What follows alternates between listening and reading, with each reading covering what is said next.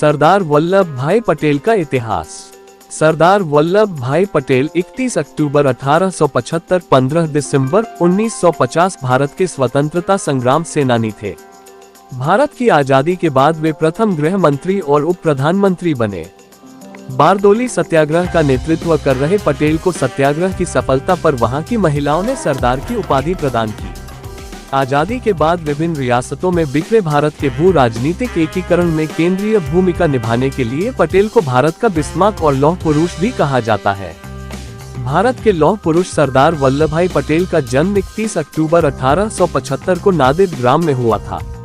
उनके पिता झवेरभाई पटेल एक साधारण किसान और माता लाडबाई एक साधारण महिला थी। बचपन से ही पटेल कड़ी मेहनत करते आए थे। बचपन से ही वे परिश्रमी थे। खेती में बचपन से ही पटेल अपने पिता की सहायता करते थे और पेटलाद के हाई स्कूल में पढ़ते थे। उन्होंने 1896 में अपनी हाई स्कूल परीक्षा पास की। स्कूल के दिनों से ही वे होशियार और विद्वान थे। घर की आर्थिक स्थिति कमजोर होने के बावजूद उनके पिता ने उन्हें कॉलेज भेजने का निर्णय लिया था, लेकिन वल्लभ भाई ने कॉलेज जाने से इनकार कर दिया था।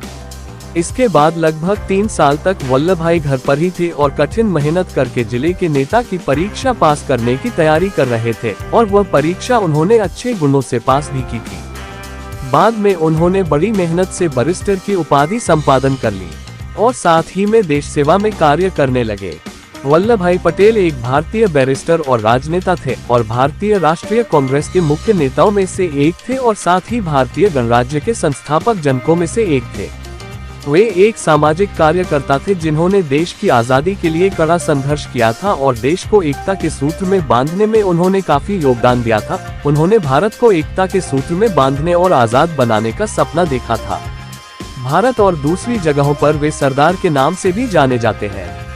गृह मंत्री के रूप में सरदार पटेल पहले व्यक्ति थे जिन्होंने भारतीय नागरिक सेवाओं ICS का भारतीयकरण कर इन्हें भारतीय प्रशासनिक सेवाएं IAS बनाया। सरदार वल्लभ भाई पटेल को मरणोपरांत वर्ष 1991 में भारत के सर्वोच्च सम्मान भारत रत्न से सम्मानित किया गया था। यह अवार्ड उनके पौत्र विपिन भाई पटेल द्वारा स्वीकार किया गया।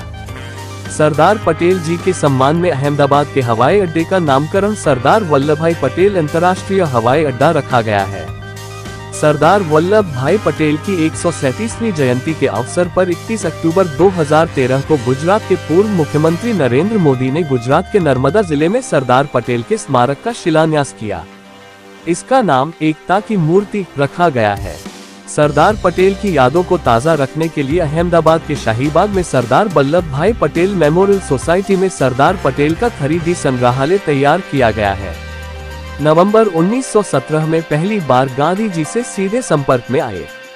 1918 में अहमदाबाद जिले में अकाल राहत का बहुत व्यवस्थित ढंग से प्रबंधन किया। अहमदाबाद म्यूनिसिपल बोर्ड से गुजरात सभा को अच्छी धनराशि मंजूर करवाई, जिससे इन्फ्लुएंजा जैसी महामारी से निपटने के लिए एक अस्थायी हॉस्पिटल स्थापित किया। 1918 में ही सरकार द्वारा अकाल प्रभावित खेड़ा जिले में वसूले जा रहे लैंड रेवेन्यू के विरुद्ध नो टैक्स आंदोलन का सफल नेतृत्व कर वसूली को माफ करवाया।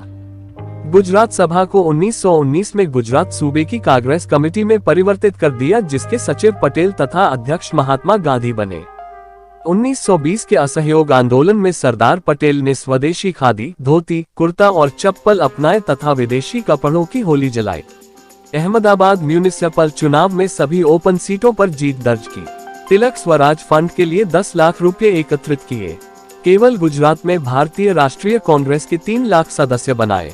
गांधी से मिलकर गुजरात विद्यापीठ स्थापित करने का निर्णय किया। 1921 में भारतीय राष्ट्रीय कांग्रेस के 36वें अहमदाबाद अधिवेशन की स्वागत समिति के अध्यक्ष बने। वे गुजरात प्रदेश कांग्रेस कमेटी के पहले अध्यक्ष बने। एक वकील के रूप में सरदार पटेल ने कमजोर मुकदमे को सटीकता से प्रस्तुत करके और पुलिस के गवाहों तथा अंग्रेज न्यायाधीशों को चुनौती देकर विशेष स्थान अर्जित किया। 1908 में पटेल की पत्नी की मृत्यु हो गई। उस समय उनके एक पुत्र और एक पुत्री थी। इसके बाद उन्होंने विधुर जीवन व्यतीत किया। वकालत के पेशे में तरक्की करने के लिए कृतसंकल्प पटेल ने मिडल टेम्पल के अध्ययन के लिए अगस्त 1910 में लंदन की यात्रा की। वहां उन्होंने मनोयोग से अध्ययन किया और अंतिम परीक्षा में उच्च प्रतिष्ठा के साथ उत्तीर्ण हुए। फरवरी 1913 में भारत लौटकर सरदार पटेल अहमदाबाद में बस गए और तेजी से उन्नति करते हुए अहमदाबाद अधिवक्ता बार में अपराध कानून के अग्रणी बैरिस्टर बन गए। गंभीर और शालीन पटेल अपने उच्च स्तरीय तौर तरीकों और चुस्त अंग्रेजी पहनावे के लिए जाने जाते थे। वह अहमदाबाद के फैशन परस्त गुजरात क्लब में ब्रिज के चैंपियन होने के कारण भी विख्यात थे। 1917 तक वे भारत की राजनीतिक गतिविधियों के प्रति उदासीन रहे। सरदार पटेल भारतीय स्वतंत्रता संग्राम में कई बार जेल के अंदर बाहर हुए। हालांकि जिस चीज के लिए इतिहासकार हमेशा सरदार वल्लभ भाई पटेल के बारे में जानने के लिए इच्छुक रहते हैं, वह थी उनकी और जवाहरलाल नेहरू की प्रतिस्पर्धा। सब जानते हैं कि 1929 के लाहौर अधिवेशन में सरदार पटेल ही गांधी जी के बाद दूसरे सबसे प्रबल दावेदार थे, किंतु मुस्लिमों के प्रति सरदार पटेल की अधर्मिता की वजह से गांधी जी ने उनसे उनका नाम वापस दिलवा दिया। 1945-1946 में भारतीय राष्ट्रीय कांग्रेस के अध्यक्ष पद के लिए भी पटेल एक प्रमुख उम्मीदवार थे, लेकिन इस बार भी गांधी जी के नेहरू प्रेम ने उन्हें अध्यक्ष नहीं बनने दिया।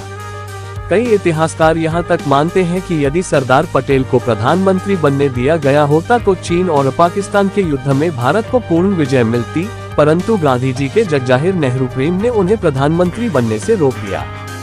गांधी जी के प्रति श्रद्धा। महात्मा गांधी के प्रति सरदार पटेल की अटूट श्रद्धा थी। गांधी जी की हत्या से कुछ क्षण पहले निजी रूप से उनसे बात करने वाले पटेल अंतिम व्यक्ति थे।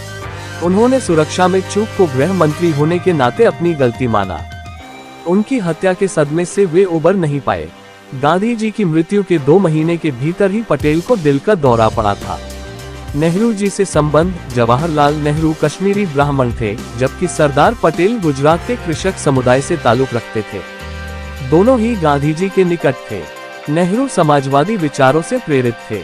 पटेल बिजनेस के प्रति नर्म रुख रखने वाले खांटी हिंदू थे। नेहरू से उनके संबंध मधुर थे, लेकिन कई मसलों पर दोनों के मध्य मतभेद भी थे। कश्मीर के मसले पर दोनों के विचार भिन्न थे। कश्मीर मसले पर संयुक्त राष्ट्र को मध्यस्थ बनाने के सवाल पर पटेल ने नेहरू का कड़ा विरोध किया था। कश्मीर समस्या को सरदर्द मानते हुए वे भारत और पाकिस्तान के बीच द्विपक्षीय आधार पर मामले को निपटाना चाहते थे। इस मसले पर विदेशी हस्तक्षेप के वे खिलाफ थे। भारत के प्रथम प्रधानमंत्री के चुनाव के 25 वर्ष बाद चक्रवर्ती राजगोपालाचारी ने लिखा था, निस्संदेह बेहतर होता यदि नेहरू को विदेश मंत्री तथा सरदार पटेल को प्रधानमंत्री बनाया जाता। यदि पटेल कुछ दिन और जीवित रहते तो वे प्रधानमंत्री के पद पर अवश्य पहुंचते, जिसके लिए संभवतः वे योग्य पात्र थे। भारत के देशभक्तों में एक अमूल्य रत्न सरदार पटेल को भारत सरकार ने सन 1991 में भारत रत्न से सम्मानित किया। आज सरदार वल्लभ भाई पटेल हमारे बीच नहीं है, लेकिन उन्हें हमेशा याद किया जाता रहेगा। 31 अक्टूबर उनकी जयंती पर अपनी भावांजलि के साथ शत शत नमन करते हैं।